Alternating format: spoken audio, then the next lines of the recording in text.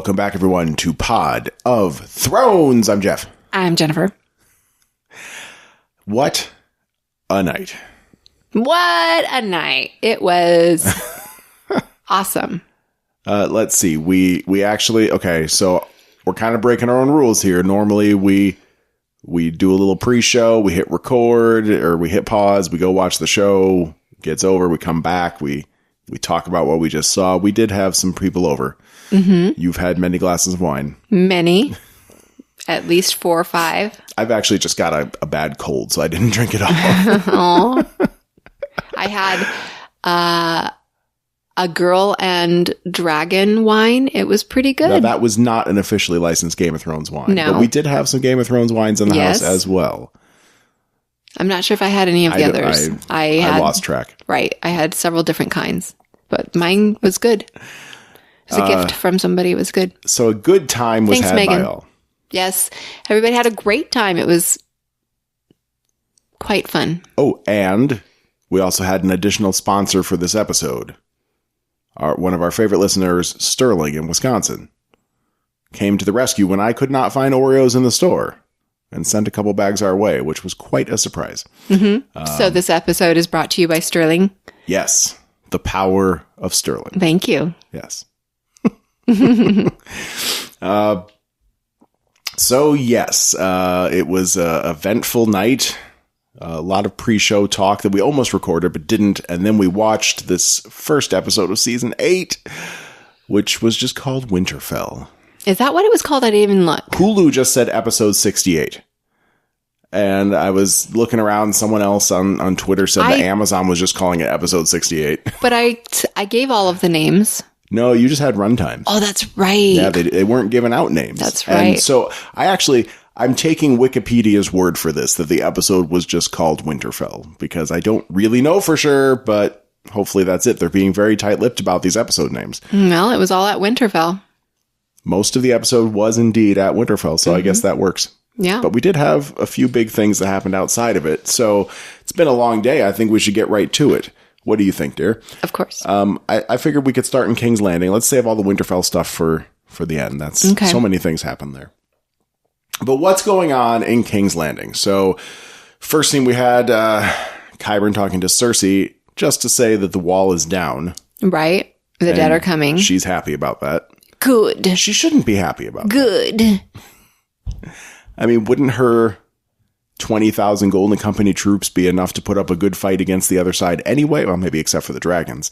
But she should not be happy about the dead. I don't think she quite gets. Well, she thinks they're not going to make it that far or something. I don't know.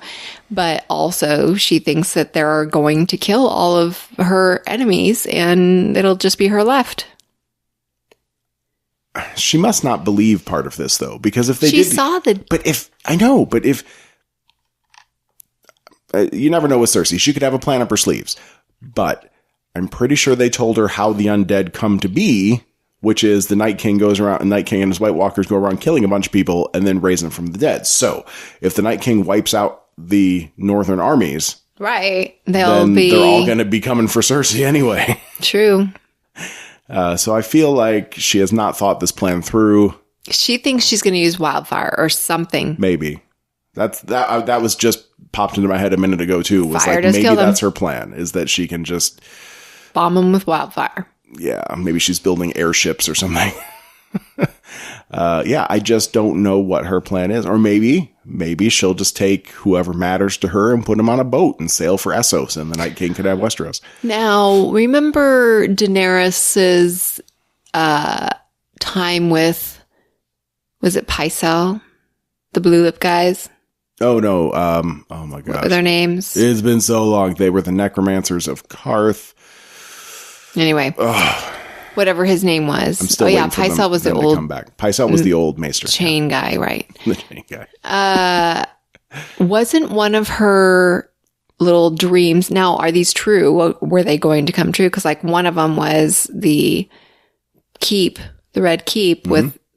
the roof, it was snowing in the Red Keep. Right. And the roof was off and everything was destroyed. Decimated, yeah. Were those true? Were those just hallucinations but she didn't even know what the Red Keep looked like back then.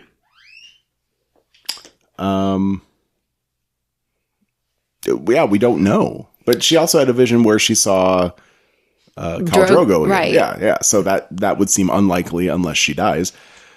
So yeah, we have no idea if that is a vision of prophecy or if it was just because it was like I think it was all magical shit from the necromancers themselves.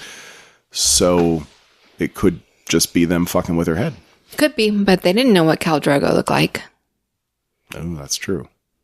Shit. So maybe it's just her own imagination. Yeah, it could be a situation where they cast a spell on her that caused her to see whatever she most wanted, which was the Iron Throne. Mm-hmm. And, of course, her husband and son. I don't know. But I don't know either, but I hope those guys play into the finale somewhere along the line because they vowed revenge and they have not gotten revenge. And that feels like a loose end to me. It feels like a loose end. I don't know. I hate loose ends.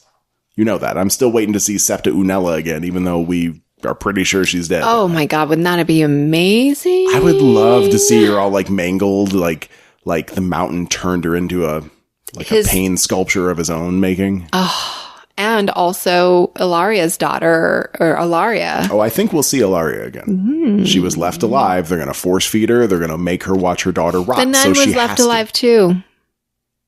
Well, we don't know what the mountain was going to do to her, but Cersei vowed that Ilaria would live a long time. So I think we'll see her before the show's over. I hope we do. Oh my gosh. I wish I could just watch them all right now. Oh, we'd be really tired though. So Qyburn and Cersei are having that talk, very briefly. And we do see Euron arriving back at King's Landing with the Golden Company, who are certainly an impressive force with a very strong-jawed guy standing at the bow of the ship. We meet him a little while later, and I guess his name is Captain Harry Strickland. Okay. That's going to bother me. Why? The name Strickland just doesn't sound very Game of Thronesy, and maybe it's like Strickland with like Lynd or something like that. Maybe it's Stryl. Yeah, no, you're probably right. Yand. It just reminds me of Strickland Propane from King of the Hill. Remember that show? Mm-hmm. Like that's where Hank Hill worked. Oh. Strickland Propane. Sold propane and propane accessories. Yeah, Strickland is not very Games of Thrones. Yeah. Yeah, it sounds very businessman-like. Okay, well. Yeah, we'll see. But he looked the part. We see Euron on the boat. He has Yara tied up. She wants to die. He does not want to kill her because they're family. That's important. He loves her so much. Oh, yeah. But he did mention that it was nice to have someone to talk to. I don't know if this was referenced before, but I know it's a thing from the books. I know Lore Master Kevin's told us about it, but he said he's stuck on this boat with this crew full of mutes, which was something, and we're going to need Lore Master Kevin to correct me maybe, but I'm pretty sure one of Euron's things as a captain and the Pirate King and all that was that he would cut the tongues out of all of his people. Well, that sounds unnecessary. That might require some further research, but that I just don't think that came up in the show before. And of course, Euron talked about his motivation of doing all of this, which was to fuck the queen. He doesn't really care who wins the war. If they lose, they lose. He'll sail somewhere else. But before it's all done, he just wants to fuck the queen. He's going to fuck the queen, which implies like if they lose, he's going to go find Cersei before he runs away and probably just fuck her against her will. But he's going to fuck that queen. Well, he already did. Well, he doesn't. Yeah, we're coming to that. But yeah, okay. But that's all he cares about. We get the Cersei briefing. They have 20,000 men, 2,000 horses, and 0 elephants. She's pissed off about that. The elephants would have been impressive. Very Lord of the Ringsy. Why no elephants?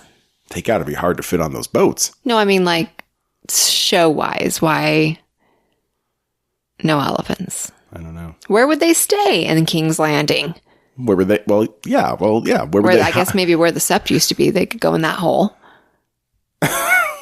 Just stick a bunch of elephants in a hole. Well, I mean, where are they going to stay? Literally, it's like a island full of stuff. When I look at King's Landing, when I look at Winterfell, even, I don't understand where all those people go. And I'm sure there's more to like Winterfell as a city than what's behind the walls, because that's where the top people live. But it when you see it even from above, like we did today, it just doesn't look like there's anything around the immediate area for them to be having all these armies have a place to sleep. Well, they showed the tents. Did they show tents? I think so.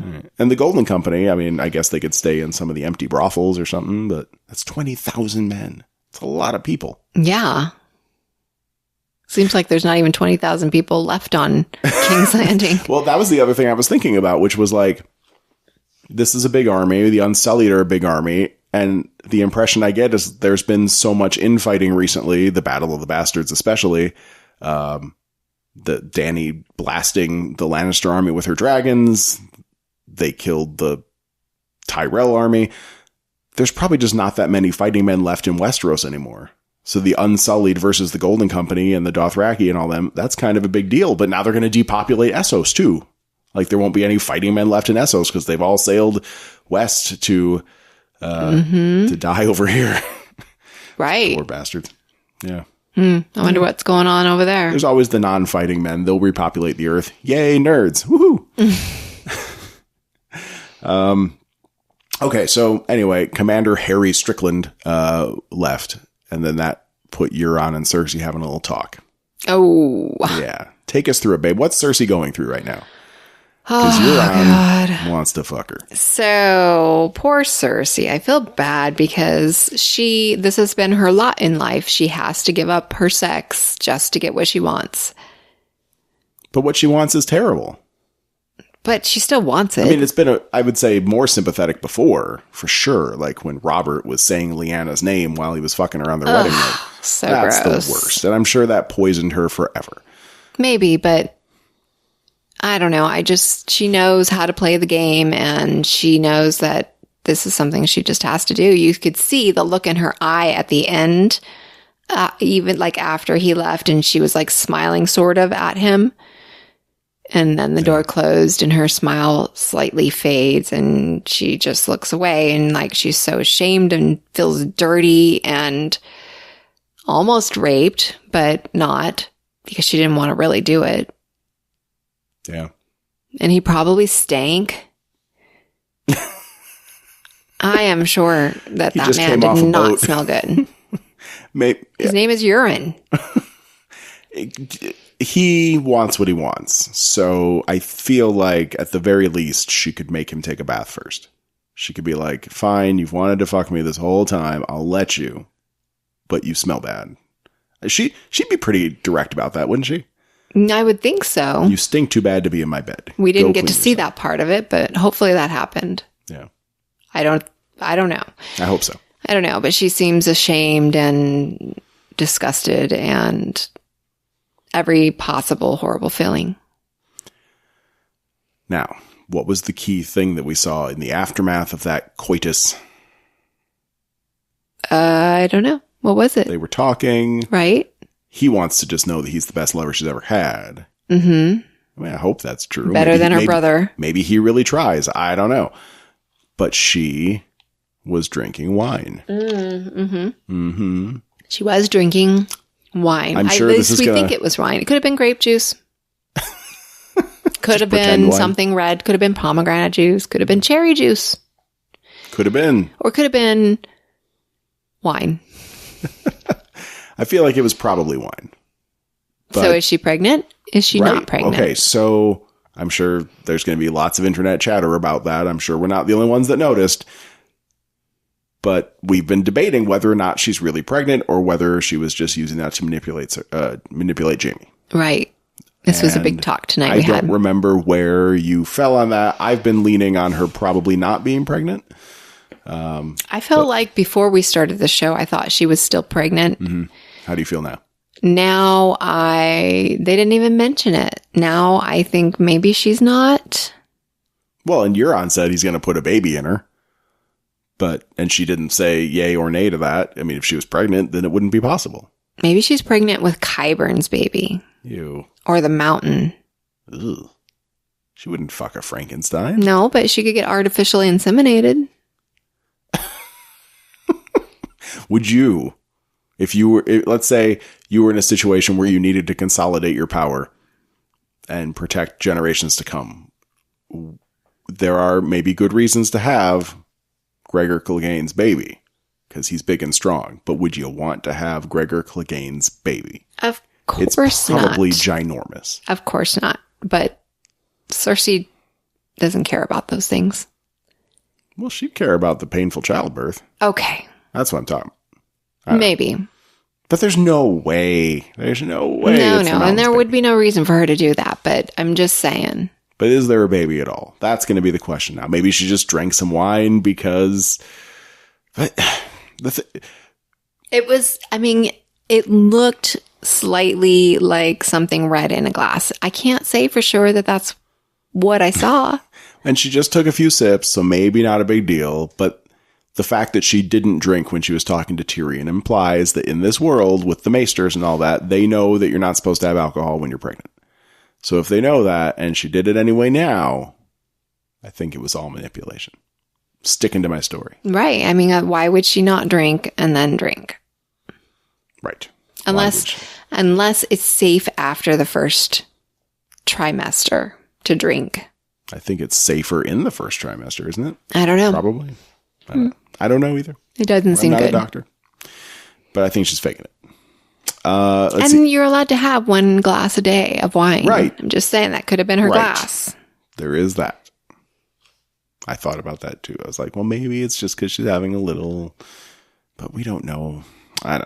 We don't know what science is like there.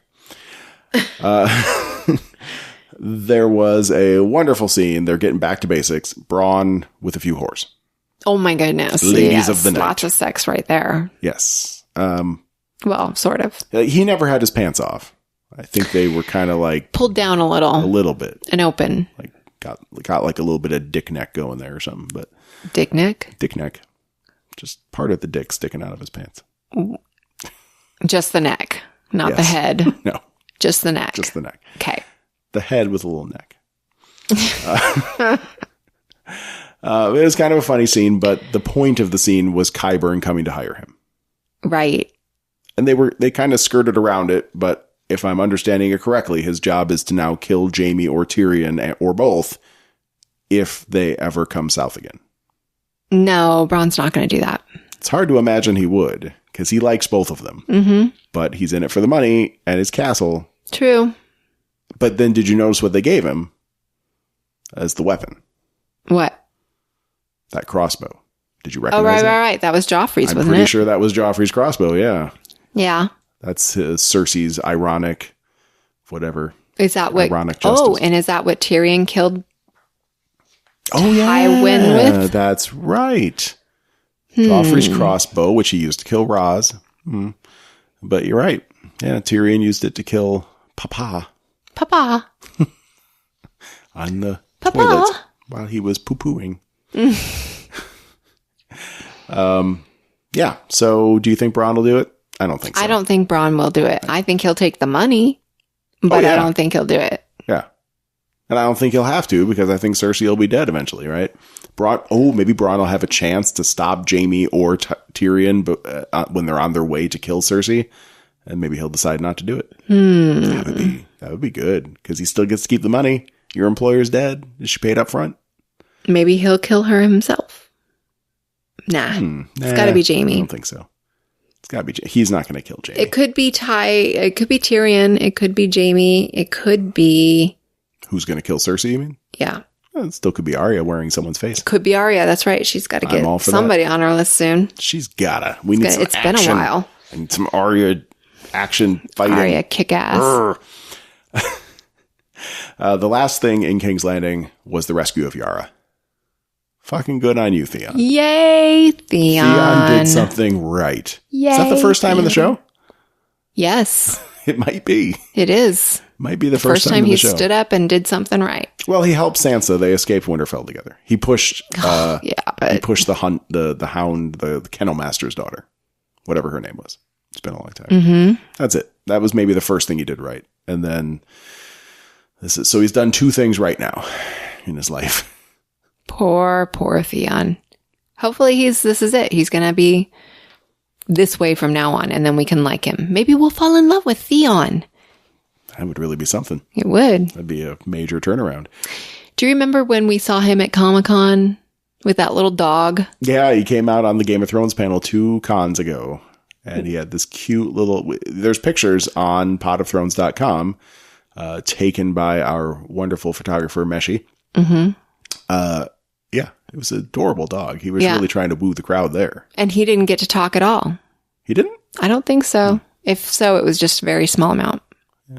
Well, he's not the fan favorite. What are you going to do? Oh my God, everybody hates him. Yeah. He's the fan least favorite. But he's going to keep on trying to redeem himself. Yara's like, let's go take the Iron Islands. And he's like, all right. So if we have to. If we got to do that. But she says he can go to Winterfell. Oh, she did? I She's missed still that. going to take the Iron Islands, but she's like, you want to go? You should go. Aww. Yeah. So Good he's for going. her. He's going to go try to fight the good fight against the darkness. Can't wait to see what that brings. And so now Yara said that the dead couldn't get her or get to the island, right? As far as we know, they do not cross water willingly. Yeah. But they could freeze the water, though. They still stay alive underwater. Right. We did see that. They started popping up and grabbing Tormund, I think it was, in the... But I guess it's kind of hard to walk underwater to an island. But possible. I guess, maybe. You can freeze an ocean, though, if you make it cold enough. True. Just make like a focused ice bridge. Yeah, I wouldn't say the Iron Islands is totally safe, but we'll see. The whole rest of the episode took place in Winterfell except for one scene, which we didn't get a clear location on that, but I'm guessing it was whatever town the Umbers live in. I don't have that information off the top of my head. I don't know what it's called, but it was Little Lord Umber. Okay, so we had Tormund and Beric, and then all sorts of tension only to meet up with Ed and the rest of the Night's Watch, which was funny. And then they found Lord Umber, who had been tacked up to a wall. Yeah, poor kid. Yeah, he didn't deserve that. With the legs. Was it legs or arms? Maybe both. But I feel like they were legs. It was one of those spiral artwork things that I think we figured the Night King took that design from the Children of the Forest and is using it to taunt people, but we don't actually know what it means. I was looking at that design, kind of chuckling to myself, picturing this scene where like a zombie comes up with an arm and holds it up to the Night King, and he's got his hammer and some nails in his mouth. And he's like, that one's too skinny. Go get me another one. And then they go, because they were all so perfect. Like all the arms looked like they had the same amount of like muscle and size and length. He puts a lot of work into his art. Yeah. Now, I hope we get to see that someday, them decorating. Also, the action, yeah, it'd be funny. Now, way back when,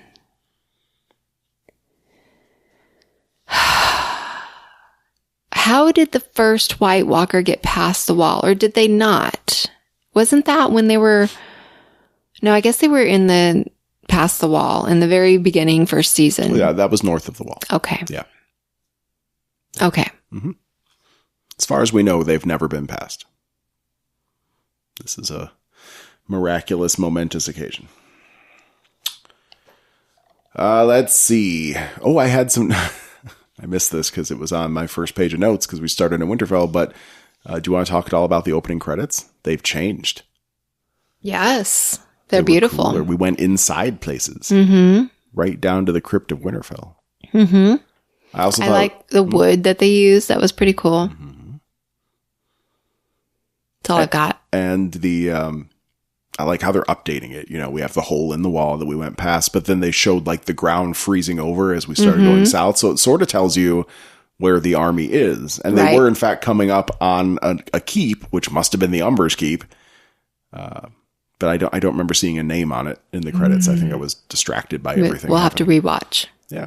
I could be up for that. Okay. A little rewatch tomorrow. Yeah. Yeah. I drink a lot of wine, so I'm probably forgetting a lot. All right. So all sorts of things happen in Winterfell. Let's see what's worth talking about.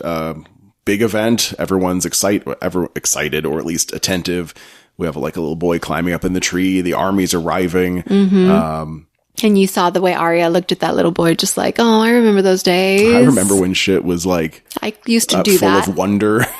Everything was exciting. Now everything sucks. Dany and Jon ride in together. I would love to know where she's getting her outfits from.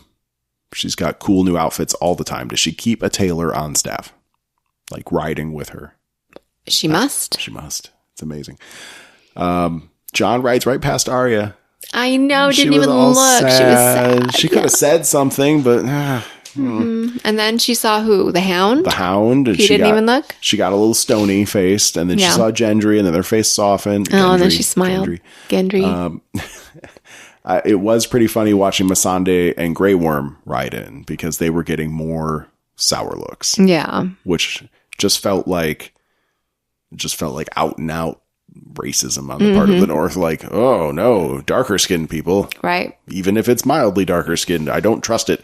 Well, I don't know that it was the fact that they were part of Daenerys's clan. Well, yeah, but they were scowling at Daenerys some, but I felt like they were scowling at Grey Worm and Missandei more scowlier. Maybe, but I think they would have scowled no matter what. I could be reading too much into it. I admit that. Then the dragons arrive. The crowd goes, ah, and starts running. But Sansa and Arya are both awed by the sight of the dragons. Mm-hmm. That was pretty cool. Yep. Arya liked it. She smiled. Yeah. Sansa looked more concerned. She's not very happy with what's going on, as we will see plenty of. We have the reunion between Jon and Bran. That's the first person Jon ran into. Gave him a big old kiss on the forehead, which Bran didn't seem to care about.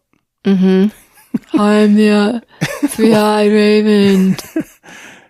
Jon says, you're a man now. And he goes, almost. And I was wondering if that meant, well, I'm not quite old enough to be a man, or if it meant like, I'm not really human anymore. Yeah, I think that's what it meant. You think that he was trying to imply that? Like, yeah. I'm really not a man. Mm-hmm. And Jon looked at him like, what? Sansa and Dany meet for the first time, and Sansa is kind of a bitch just right from the get out, right? Mm-hmm. She's not happy to see Daenerys. Who would be? Who would be? She hears that Jon has bent the knee to this woman and he's king of the North. Everybody's like, what the fuck? You went there and you totally pussed out. And right after this, Lyanna Stark was giving Jon shit for kneeling too, because they made him king of the North. They didn't make him, lesser person under the queen. They made him king of the North. I get it. But it's just one of those big picture things. It's like, I don't understand why Cersei's doing what she's doing, because it doesn't make any sense in the bigger picture. I don't know. I feel like they should be giving Jon a little less of a hard time. But well, they're used to Cersei.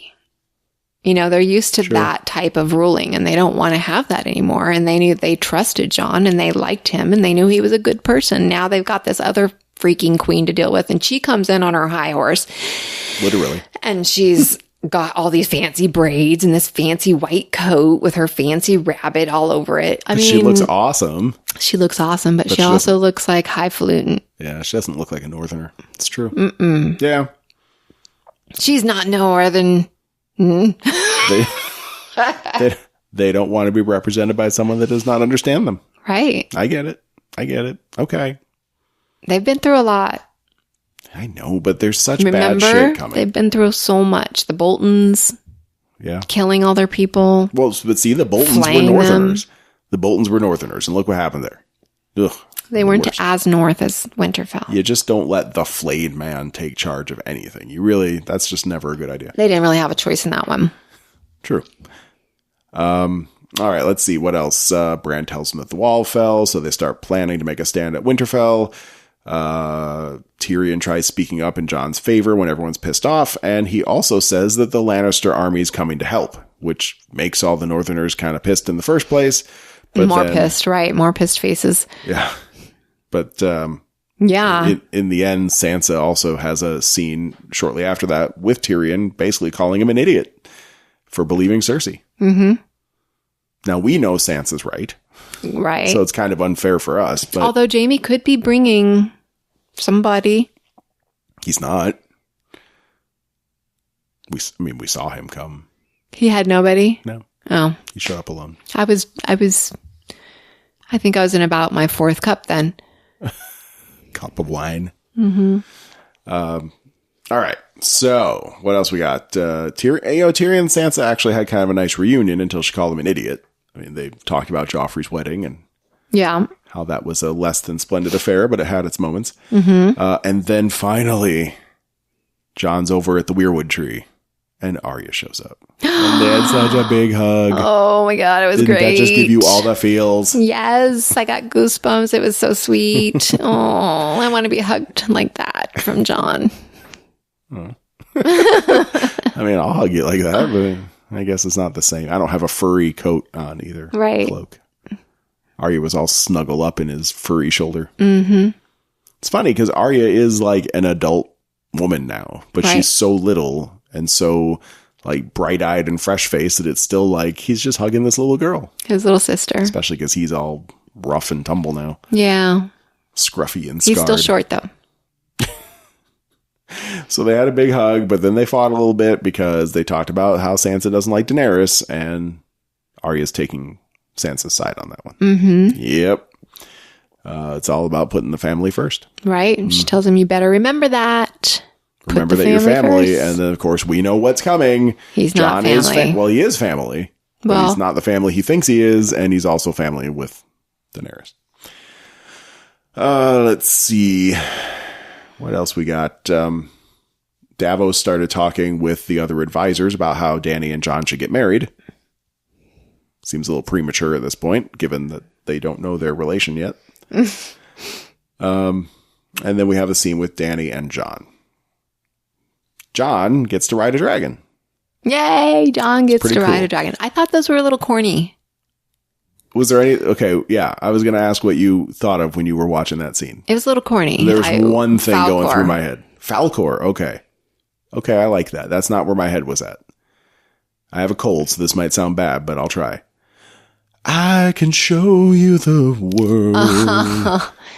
Shine and shimmering. Splendid. Okay. That's where my head was at. I was like, oh my God, I would love to see this animated. Give them like those big Disney eyes. And just riding their dragons together and falling more and more in love as they sail around the world and see the Eiffel Tower and whatever else is out there. They land at a waterfall and then they make out a little bit, which was kind of funny because Drogon is keeping a close eye on those two. Now Drogon knows that Jon's a Targaryen. Well, yeah, because he sniffed it. He sniffed it out of him, right? And that's why the dragons are okay with Jon, and he gets to ride them. They have not put this together themselves, these idiot humans. But do you think Drogon has any thoughts about this somewhat incestuous? I don't know. It's hard to say what the look in his eye was, because he's a dragon and not real. I don't know if he liked it or if he didn't like it. Yeah. Does he approve or did he disapprove? I don't know. It was hard. I mean, if he disapproved, you would have think he would like be snorting fire out of his nose or something. I don't know. Well, I mean, generally speaking, kids don't like it when their parents make out in front of them. And Jon's more like a stepdad kind of, like he's the new boyfriend. They've seen other boyfriends. I like the comedic take they put on that, like they're kissing and he opens his eyes like, wow. Yeah, there were a few good laughs in this. Yeah. This is the first time. I mean, this was like the most laughs I had in any of the shows. It's always so grim, but this is leading up to ultimate grimness. Of course. This is our chance to relax and let our guard down a little bit, so next episode they can fuck us right in our ears. So we can fall in love with the show even more. Yeah. Right. Pretty much. And then let's smash us. Let's see what else we got. Okay, so Gendry, we see him making dragonglass. We saw the carts full of dragonglass, like raw dragonglass being brought in. He is busy in the forges, of course, doing what he loves. Hammer. He made a hammer? He made an axe. He made the axe for the Hound. Gives it right to the Hound. And then we get the big anticipated Arya Hound reunion. And right. She just... Man, was that disappointing. Yeah. What did they say to each other? Something. He called her a cold little bitch or something like that. Oh, right. That's why you survived. That's why you survived. Yeah. Like, he was like, hey, you're still alive. And she's like, you're still alive. And then he walked away. Well, he's like, you left me for dead. And she's like, first I robbed you. And then he's like, you're a cold little something. And then, yeah, that was it. That was the whole reunion. I was really hoping for more, but maybe we'll still get it. They love each other. Yeah. But they are very... We'll get more. There wasn't enough time this episode. Just, there could have been a hug there, too. I kind of thought there might be a hug. And I don't know. The Hound is so hairy. He's like Jon's furry shoulder pad. Like, he's just covered in his own thick fur. He's still on our list. And he smells bad, too. They all smell bad. I'm going to imagine that Jon doesn't smell bad just because I want to, but I'm sure he does. Well, it's like The Walking Dead. I think like a year into the fucking apocalypse, I think you just get used to the fact that the entire earth smells like rotting corpses. And at a certain point, making out and sexing up someone is no big deal because everything stinks and you've gotten used to it. That's the way people are supposed to smell. It's true. We shower too much. Mm-hmm. We should stop. No. No? Okay, fine. Then Arya and Gendry have their reunion, and they both think each other looks good. What? No. You have got the wrong idea about Arya and Gendry. There is like, no love Hey, Gendry, interest. It's been a long time. You look pretty good. And he's like, you look pretty good too, my lady. She's like, don't call me lady. And he's like, you're my lady. How old is she and how old is he? Does it matter in this universe? Well, kind of. She's been through a lot. I mean, even if she's not 18, and she might not be in the show, I think she's been through enough stuff where she's like mentally and emotionally an adult. She's still a virgin. Yeah, well, so is he probably. No.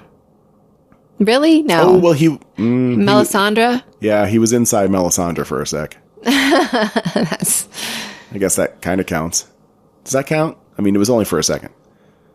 I guess it counts. Yeah. So you're saying, no, they're not in love, or falling in love, or crushing on each other. Or they want to go steady. I don't think so. I think so. I don't know. I think Gendry only has eyes for her. What about Sansa? He hasn't seen her yet. Well, no. I mean, I think he won't. I don't think he'll be into Sansa.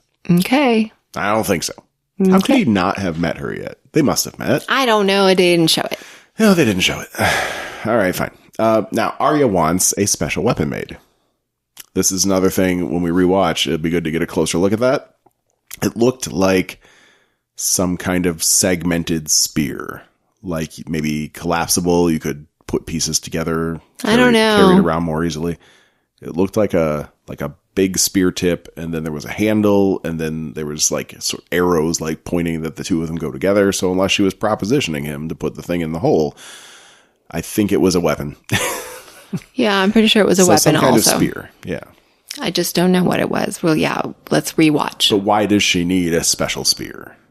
She likes special things. Okay, well, what's her plan? I feel like if she has Valyrian steel, she has needle. She's got to have some. Well, plan. she needs a dragon glass. Well, but Valyrian steel kills too. I don't know. That's what I'm saying. What I'm thinking is that she's a small person. These guys are making giant hammers and axes and swords, and she needs a small. She is really good with a staff. She's got lots of bow staff skills. Maybe. Yeah, so maybe she can use it as a staff and then attach a dragon glass point on the end of it when she needs to. I don't know. It'll be interesting. It would be nice to see her fighting with that staff again, crushing some undead skulls. That'd be fun. She's really good with that. All right, so there we go. She requested a weapon. We had another scene with Sansa and Jon where we find out that House Glover is not coming to help in the war against the dead. They are staying in Deepwood Mont, and assumedly that is because he bent the knee. That he's no longer king of the North. Right. People don't respect him anymore. I don't know that the letter actually said that. I feel like Sansa was inferring that, but it's probably true. They agreed to serve the king of the North, not some dude named Jon Snow. And Jon's thing is that titles don't matter. They need Daenerys, and everyone just needs to suck it the fuck up, which I agree with. I agree too, but they don't understand. And then Sansa questioned him, did you bend the knee because you were trying to save the North, or did you bend the knee because you're in love with Daenerys? And Jon did not answer that, but he looked really taken aback. Yeah. Like he doesn't know he's in love with Daenerys, or like it just dawned on him that maybe he could be. Is that? I didn't quite get what that was. Or like, I think that it was, he didn't think that he was being so, like his feelings were so on his sleeve. He didn't think that it was showing. He was playing it all cool. Yeah. Like, yeah, this is the lady that I'm fucking, but right. It's all about the North. Mm-hmm. Yeah, I wonder if he's trying to cover up the fact that they're a couple. I don't think he's trying to cover it up. I just think he knew that he shouldn't be flaunting it in front of all of these people. Because that would be a bad thing. It's true. That would probably make them question his motives. Mm-hmm. Even if, again, it's not really fair. There's an army of the dead coming, you idiots. Stop it, stop it, stop it. Right. They don't understand. All right. The saddest scene of the night. What was that? Daenerys finds Sam with Jorah Mormont in tow. Yeah. And it started off so nice. It was also almost comedic. Comedic? Okay. The way it was kind of like, oh, I killed him. Oh, I killed him too. Well, it started off with Sam looking for a pardon because he gets rewarded for saving Jorah, and he wants to be pardoned for stealing the sword. He wants to be pardoned for stealing books from the Citadel, which doesn't sound like it's going to be a problem, but yeah. So then Daenerys has to break it to him that she killed his dad and his brother in 2 separate sentences. And you watch Sam's heart kind of quiver. Oh, should he be sad? Bottom lip is just boo, boo, boo, boo, boo. Should Sam be sad that his dad's dead? No, he should be happy. A dick. God. His dad was such a dick to him. Why? Because Sam is a soft-hearted person, and he was family. Well, okay, so you have some family that you're not particularly close with, but you'd probably still be sad if they died. Hard to say. All right. I would be relieved, and I would probably be sad, but more relieved. But in Sam's case, though, his dad wanted to kill him. Right, and called him I don't know what he called him, but I don't know, like a Nancy boy or something. Yeah, he was not his son. He's like, get out of here. Go to Castle Black. He was shitty to Gilly. Well, yeah, I mean, first he kicked him out and said, I'm going to kill you if you don't go to Castle Black. But then when they came back, he was shitty to Sam. He was shitty to Gilly. He's just shitty. Mm-hmm. Not a good dude. And then Sam stole the sword and left for the Citadel. No. Is that what it's called? What is it called? Bravos. Yeah, that's when they went to, I think it's Old Town, but the Citadel is in the middle. No, I keep calling the Sept the Citadel, I think. Sorry about that. Well, no, the Citadel's that's where Sam went. I know, I was thinking of King's Landing. Sept, yeah. Never mind. No, it's okay. But then Dickon was not a dick. He was okay. He was nice. He was a decent big brother that was trying to I don't want to piss off Dad because Dad's being an asshole, but I still love my family. Mm-hmm. And my brother's a good dude, even though he's not manly in the traditional sense. And that's what it really all hinged on. Right. It was all about Sam not being a manly man. He was a scholarly man, and fucking Randall Tarley wouldn't have none of that shit. You can't be smart. So then it makes sense. It makes sense that he'd be sad that Dickon died. Yeah, but not his dad. Yeah. And now there's a rift between him and Daenerys right off the bat. That is an awful shame. Yeah, but they'll probably get over it, right? Sam, what's he going to do about it? Oh, he's not going to do anything about it, but he's probably just not going to be willing to give Dany his all. Yeah, plus he knows Jon has the right to the air. So then he's he goes outside, he's all teared up and he's all choked up, and then he sees Bran just sitting there in his wheelchair out in the middle of the courtyard of Winterfell. Blank stare on his face. As always. Mm-hmm. And they talk briefly about that, and they talk about how it's time to tell Jon the truth. And Bran sends Sam to do it because Bran was waiting for an old friend. Is what he said. He can't go tell Jon right now. He's waiting for an old friend. Who is that? I actually thought at the time Mira? No. I actually thought at the time that he was referring to Sam as his old friend, and he was waiting for Sam to come out so he could send Sam to go tell Jon. That's not what it was. But Sam does go find Jon in the crypts, where I guess Sam's not supposed to be. Some kind of slapstick happened, but we didn't see it. It was off camera. Like Sam fell down or something in the crypt. Oh, that's right. That's right. And John's like, what the fuck is that? But we get another big hug. Sam reunites with John. They haven't seen each other in quite a while. A big hug. Sam, they haven't seen each other since before John died. Like the night that John died. Yeah. That was when Sam went off to the Citadel with Gilly. I think it was that same night that he got stabbed 13 times. Yeah. That was. Yeah. Yeah. So. And he said, I thought you died or something like that. Remember? Who was that? Was that Sam that said that? No, it was And he's Arya. like, I did. Oh, it was Arya. Yeah, it was Arya saying, how did you survive a knife to the heart? And he said, I didn't. And then they hugged. Because that's what you do. So they talk about the Tarleys briefly, and John didn't know either. And I don't know why they thought that would come up, that Dany would just be like, oh yeah, and by the way. Right. She doesn't know who he is. I burned 1,000 people yesterday, but there were these two, the Tarleys. I thought you'd be really interested in them, John. Yeah. Yeah, that was She didn't even know who, like. I mean, she knew they were Tarleys, but she knew barely. They were noble. Well, Tyrion begged for their life. Like, she knew that they were kind of important, but I just don't. Right. How would she know that Sam was their son? And there's so much going on. Kind of, yeah. It's not very good pillow talk. But then Sam lays it on him. Boom. You are the king of everything. You're the king of the seven bloody goddamn kingdoms. Your mom was Lyanna Stark. Your dad was Rhaegar. And your name is Aegon. Isn't that the old guy's name? Yeah, that was the old guy that died Castle Black. That was blind. Which itself is kind Jorah's of dad. interesting. Jorah's dad. No, wait. What? Who's... What? Jorah's dad was Lord Jeor Mormont. Oh. No, but you are thinking of the maester at Castle Black. Yeah, that was Aegon. I thought Aegon... Or maybe it was Aemon.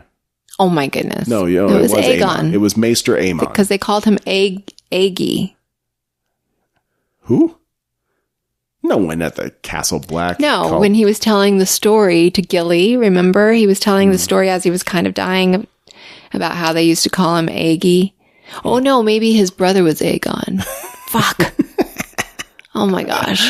Well, there's been 6 Aegons, and John is that number 6. He's the 6th of his name. Why? Why do they have to do that, man?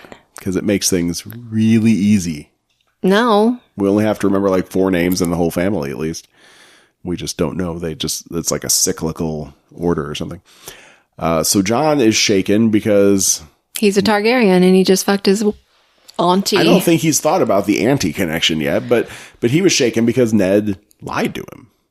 Ned Stark was the ultimate honorable man. How could Ned Stark lie to his no longer illegitimate son? Mm-hmm. He should be thinking about fucking his auntie. Sam kind of cleared it up for him, saying he was protecting you and he had to. Well, right, because the part about Robert Baratheon caving in the baby's skull is probably true. Mm-hmm. Wait, what? If he knew that there was a Targaryen baby. Oh, yeah. He would have squished his skull. Because he killed all of those other babies. Actually, that was Joffrey. But Joffrey was taking his dad's footsteps on that one. That was after Robert was dead. Oh. Joffrey had the purging of the possible Baratheon bastard heirs. Gotcha. Yeah. And that's when Gendry left. Right. Gendry got away. Mm-hmm. Right. So the last scene then. So we don't get to find out what Jon thinks about fucking his auntie.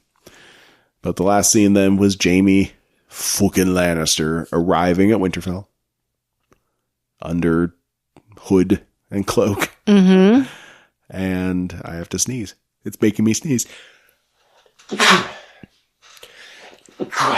Excuse me. Jeez, I guess I'm allergic to Jaime Lannister. I hear he smells good. Oh, there's one person in the world that smells good, and it's Jaime Lannister? I read about it. The character or the actor? The actor. Okay. And then Bran is just waiting for him. They don't talk. No, they just look at each other like... across the courtyard. That's the old friend that Bran was waiting for. Oh. Yeah. Oh. Yeah. Oh. Are they friends? No, I don't think. Well, I mean, maybe Bran is like, thanks for making me the three-eyed raven. Well, Bran, it seems to be past all emotion. Poor Bran. He doesn't have emotions anymore. Remember when he was so little and pissed off that he couldn't climb anymore and walk and ride a horse and now he feels nothing. How sad. Yeah. But perhaps he is appreciative of something to the effect of like, this was his fate. Jaime was just a pawn, a cog in the machine or something like that. Mm-hmm. So I guess Bran will be able to rationalize it. Maybe. And Jaime has changed yes. in every possible way since then. And Bran doesn't really have any feelings anyway. Right. Bran So doesn't it'll have be all right. feelings. Yeah. Jaime sort of didn't used to have many feelings. That Now he does. See, and now he's a very emotional. Do you think he's going to apologize to him? Yeah, I think so. I think he'll offer an apology and then be told it's not necessary. And when is Brienne coming? Because they need to get She's got to be there. some stuff worked out. Where else could Brienne be? She was at King's Landing. She had... When she was at King's Landing, she met up with the Hound and Jon and Dany and all these people, and she was there representing Winterfell. So if they were going back up to Winterfell afterwards... No, Jon and Dany weren't there yet. At the big meeting in King's Landing. Well, they came... Oh, yeah. Okay, at the Dragon's Pit or whatever it's called. Pit, right. Okay. So they were all there together. I guess Brienne didn't have to travel back north with them, but that... Did she go home? Where is she? She has to have come back to Sansa. But maybe she's still riding north. Maybe she just didn't want to get on a boat with these I think we're people. forgetting something. I don't think so. I think we might be. Brienne and who we're talking about her protecting Arya and Sansa at the last episode. Well, she and the Hound were talking about that. And this was, I'm pretty sure, the season finale of season 7 because that all led to Tyrion meeting with Cersei and then Cersei talking to Jaime and we find out that her pledge is all bullshit and he rides away. So I think that was all within one episode. So the last time we saw Brienne was the season 7 finale and she was in King's Landing. Maybe she just decided to ride north again alone. Didn't want to be on a boat with the Hound. Maybe. That. So she'll show up, I'm sure, by next episode. I just cannot wait. I cannot wait. We saw, and we don't usually do this before we record, but we did see the preview for next week, and it looks like next week is going to be the last episode where things are okay. Because they're now prepping for the big battle. They meet up with Tormund. Tormund is going to say, the army's almost here. You've got like 10 hours left or something, and then the shit's going to hit the fan, which I imagine then will be episode 3. The shit hitting the fan. That should be the name of the episode. Shit hitting the fan? The shit hitting the fan. It's George R. Martin, so it'll be something like the storm of shit. Something. But that's it. Yeah. It was, Did you like it? Yeah. Yeah. It was not action-packed, obviously. I loved it. But it was setting things up. It was a great way to start the season. No big deaths. The only person that died was Lord Umber. Right? Little Lord Umber. That was hilarious when John's like, Lord Umber. His little kid peeks out. Yeah. And then we saw Lady Karstark, the teenage girl. Yeah. We saw her arrive at Winterfell with the rest of the Karstark clan. Lyanna Mormont. Lyanna Mormont was there, yeah. Well, she's a little kid, but we didn't even think about her because she's so cool compared to these bumbling little Umbers and Karstarks. Lyanna Mormont's a badass. Yeah. It'd be fun to see her fight. Lyanna? Mm-hmm. She's got to know how to do something. Bow and arrow, maybe? I remember she said they were training everybody, so she probably knows a little more than bow and arrow by now. Cannot wait to see the Bear Island forces in action. Yeah. They're going to be awesome. So I think that's 2 episodes away, but we'll see. We don't know. Yeah. And if that's 2 episodes away, then what does the rest of the season get? Because then there's still 3 episodes after the big battle against the undead. So perhaps it will not be resolved in a single battle. Or maybe that leaves 3 episodes to deal with Cersei and the Lannisters. Yeah, maybe, but I don't know. I think that at some point Cersei has to come face to face with the dead. The White Walkers. The White Walkers. Yeah, you're right. There's got to be more to it. It can't be as cut and dried as that. It's got to be more. Yep. And starting with episode 3, they'll be longer. Yeah. So, yeah. The first 2 are only an hour long, but then they get bigger. So there we go. This was my favorite episode out of all of them. We're probably going to rewatch later this week. Maybe tonight. Although I'm kind of tired. You're tired. Yeah. And the kids are on spring break and we got to do stuff, but we'll find time. I think it deserves a rewatch. I agree. Yeah. Okay. Well, until next week. Until next week. Yeah. Let us know what you guys thought. Yes, please. Did you like it? You can reach us, Jeff at potofthrones.com or at Pot of Thrones on Twitter.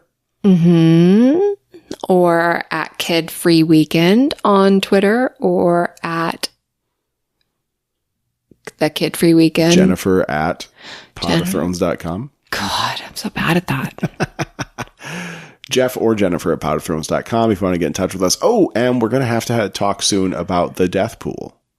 Yeah. No one died today, so there's not a lot to talk about anyway. You don't want to go over the stats so far? I'm closing the votes. I think we had Cersei and the Mountain are the most likely to die.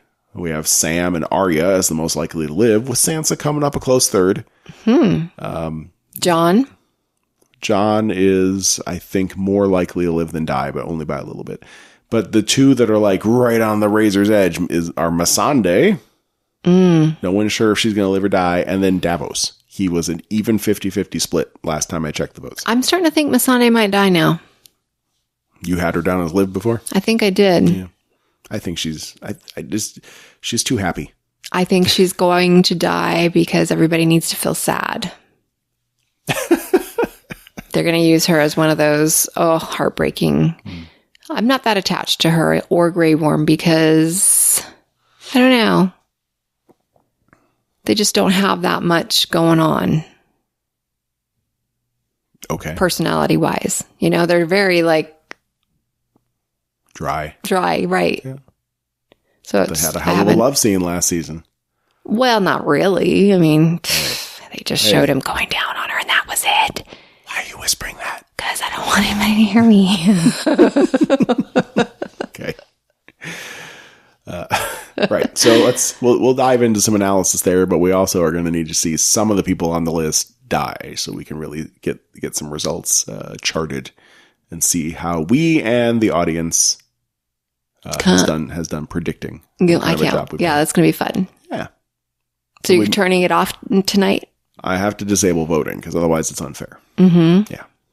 But we'll keep it up. It's a good thing Umber guy wasn't on there. Anytime someone dies, I'm going to add that to the list on potofthrones.com so that you can see, here's what we all voted.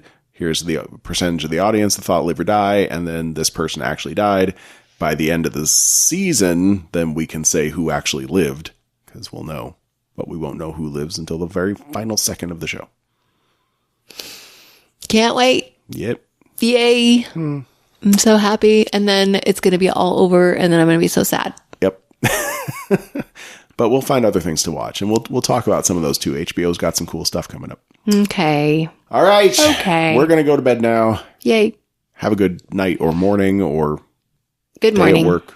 Good morning. And we'll be back next week. Yeah. Until then, I'm Jeff. I'm Jennifer. Had some wine tonight. God. I got to go put her to bed, people.